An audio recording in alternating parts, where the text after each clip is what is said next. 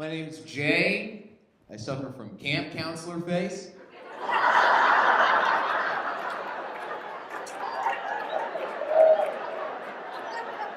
Who's making s'mores with me in the parking lot after this, huh? Who's gonna...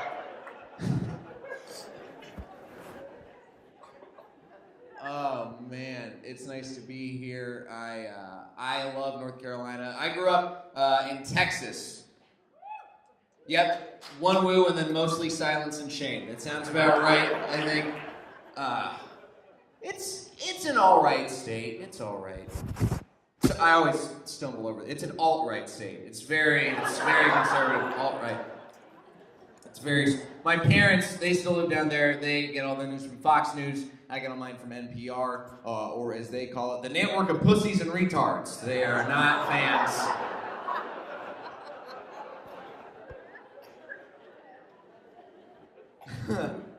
I miss not a whole lot about Texas.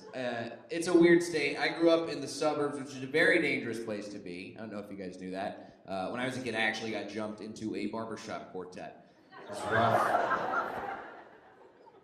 And big problem in my neighborhood. Biggest problem in my neighborhood growing up was whether or not we should put a gate on the front of our community and keep out the riffraff.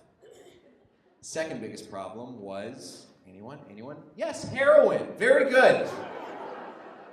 Riffraff was already inside, shooting up next to the duck pond. There's nothing you can do. By the way, that is my biggest fear, ducks. I'm so white bread, I'm afraid they'll eat me. I know, just standing up here like a loaf of wonder if he's gay, Brett. I got it. I'm not gay, but it does look like my lips have touched all the dicks. I just know what I'm working with, okay? These things are like 2 donuts sitting on my face, just waiting to get glazed. I think I ruined Krispy Kreme for a couple people. My grandparents love my comedy, but that's because they think I'm Billy Big Mouth Bass. It's not ideal.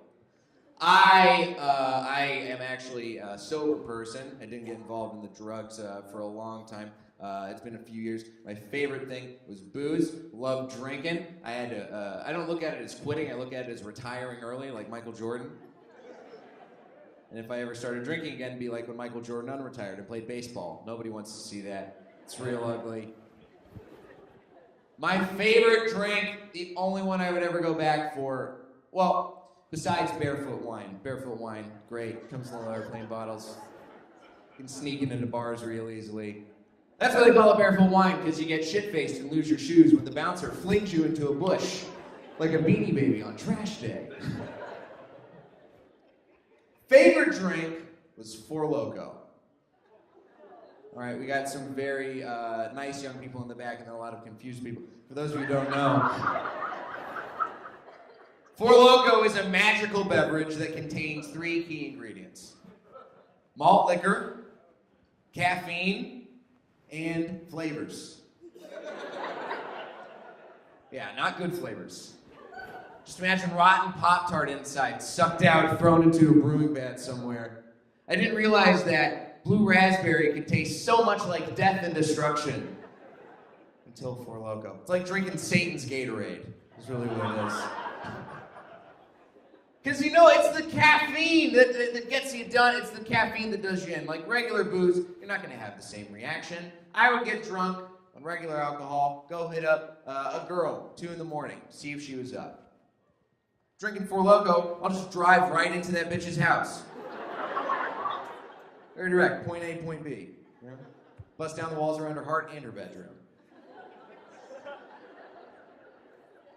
If I'm drinking regular alcohol, I'll go hit up the McDonald's, see if I can order one of everything off the menu. If we're drinking Four Loko, but just come out of a blackout, eating out somebody, being Big Mac. You know, there's a lot of special sauce to clean up. That's why you spring for the extra napkins.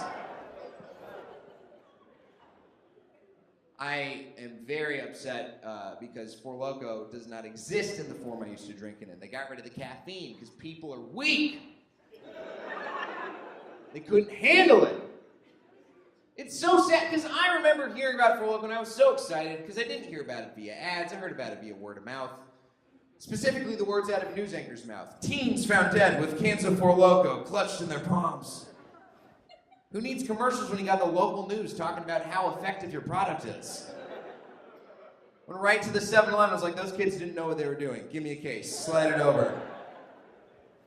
And you grab the can and it just stares at you aggressively like you're staring at yourself in the mirror. You won't, pussy. Come on.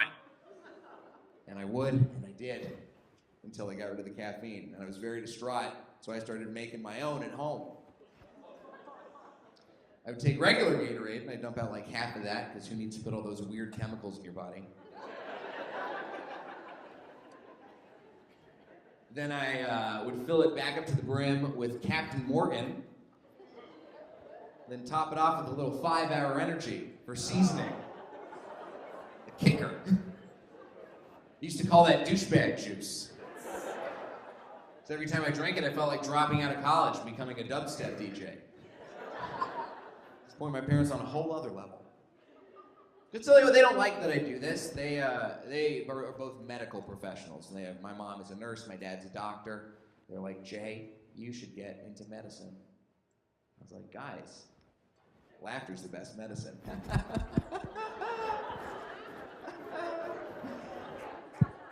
So they cut me off, and now I get paid in smiles.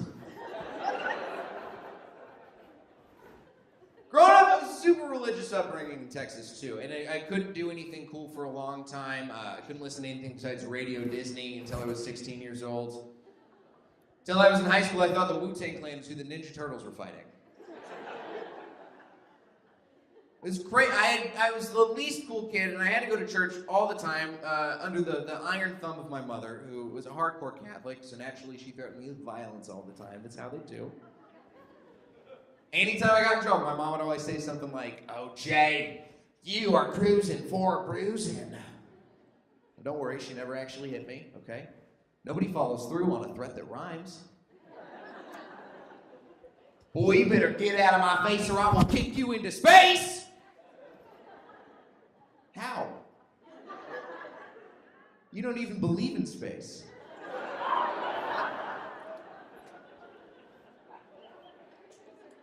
I had to go to church all the time. And it was this really old church back in my hometown, too. It was so old that it was called White's Chapel. Yeah, they actually had to drop the only from the name. Okay, cool. Some of you guys are on board. A couple of y'all still need to lighten up, mostly over here. Sorry, I just always forget. Lighten up, also the motto of that church. It was so weird. So backwards. I had to take sex ed at my church. Not my choice. It was a punishment, okay? Didn't want to do this. I got caught jerking into the family computer when I was 12 years old. I thought I had a foolproof plan to avoid getting caught, which was cover myself and my computer with a blanket. Right over the top of us, like a shame tent. Plan was not so foolproof because the blanket didn't cover up the lower half of my body at all.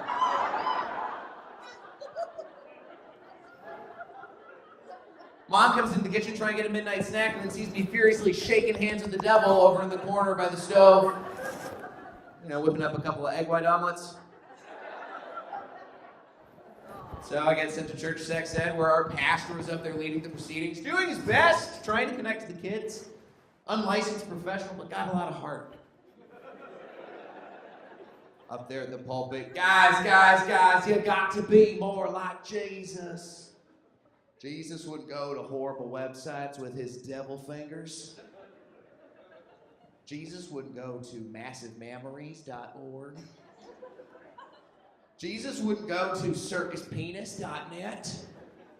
Why can't you be more like Jesus?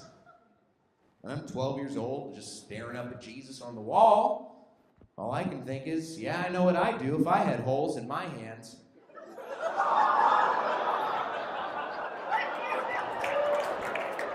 That's it from me. You guys have been so much fun. Thank you very much.